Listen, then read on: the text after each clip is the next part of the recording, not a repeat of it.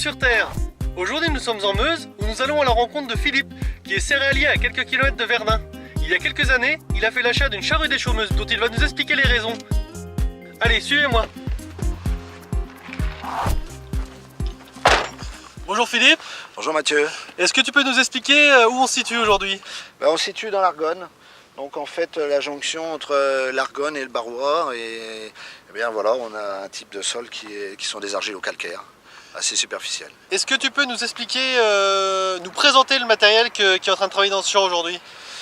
C'est une charrue réversible de 11 corps. Quelle est la profondeur de travail recherchée? Alors la profondeur de travail, on va dire, l'idéal ça serait 14 cm maxi. Mais on est souvent, suivant les sols et à condition des conditions de sol où il y a du caillou, ou des fois il fait sec, on va dire ça peut aller jusqu'à 15, 16, mais ça peut aussi être à 13. On a globalement au moins gagné 4-5 cm de profondeur de la boue, ce qui est considérable.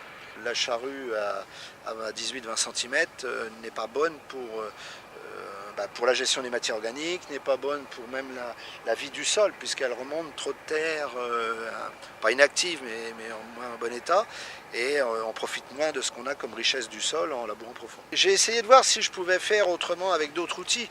Moi, le gros avantage de la charrue, c'est qu'elle va quand même me faire une structure qui ne sera pas trop affinée.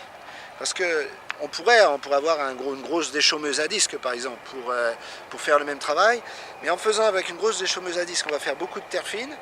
Qui dit beaucoup de terre fine quand on est en bio, ce qui est mon cas, veut dire beaucoup d'herbe, beaucoup d'adventices.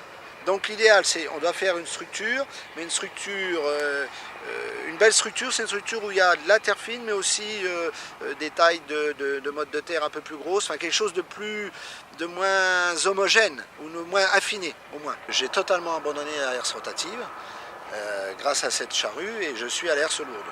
Donc je vais passer en général 2 fois de herse lourde, peut-être entre deux un coup de rouleau Cambridge, suivant le temps, et puis après directement avec un semoir qui a des pieds, un semoir à soc qui permet de finir le travail de tri et d'avoir un lit de semence tout à fait correct.